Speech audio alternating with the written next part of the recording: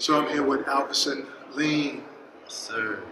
spiritual guru, artist, Yes. artist plus.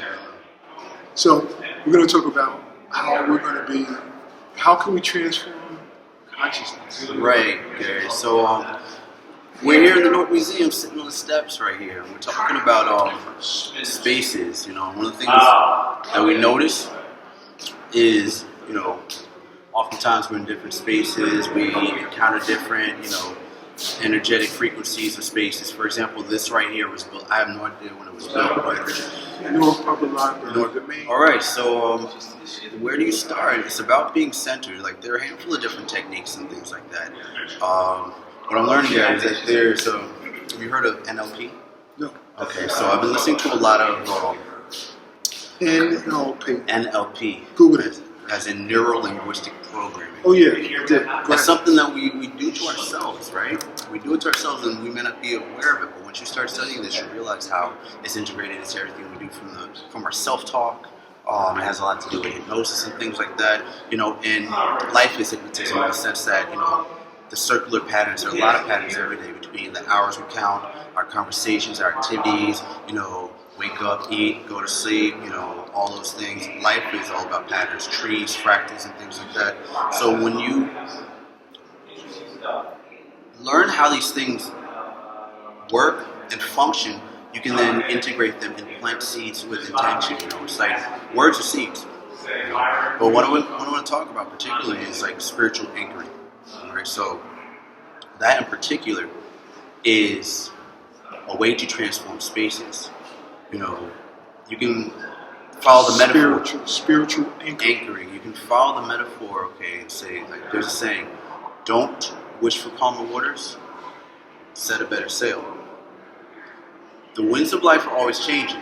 Some people believe, there's a certain set of events that are going to happen or what have you. Some people believe it's all up to chance. Whatever you believe, though, the fact is things do change. We can all agree with that.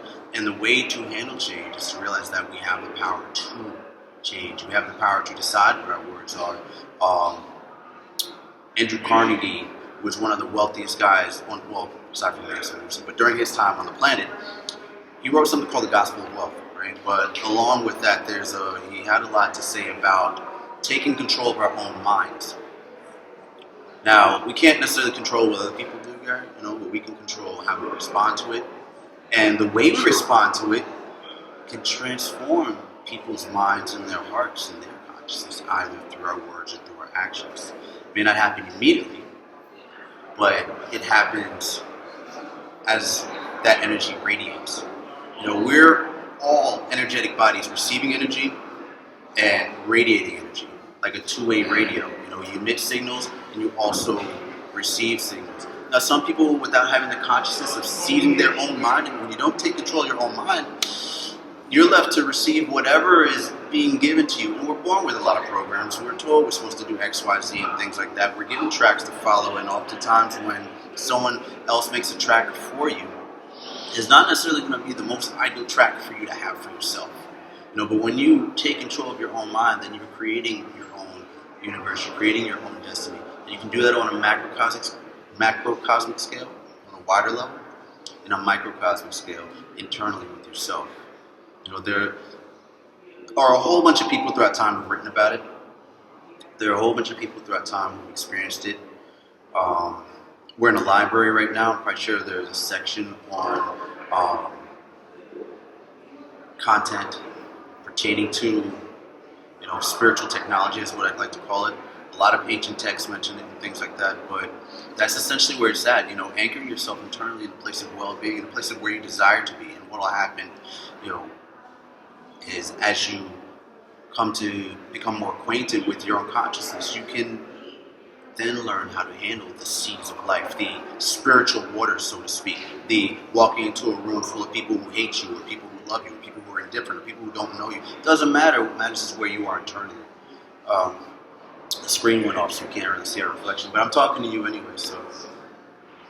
So how do we get to that place where we project those possibilities? In other words, instead of creating that spell through words, but we create we think in possibility. Right. How do we create that consciousness? So you have me and you here, Right. we're aware of it, Right. and we implement it. Right. We speak our affirmations, Right. and we go forth, whatever our work is. Absolutely. So some people we're speaking to, they might say, wow, man, that's deep. Right. You know, I Right. can't do that. I'm Right. here. Right. I'm in this reality. Right. I'm in this construct. Right. And I have to pay my bills. Uh-huh. I don't have enough money to do this. Right. I don't have enough to do this. Right. And you're telling me to anchor Right. somewhere where I can become conscious to change my consciousness. Right. Right.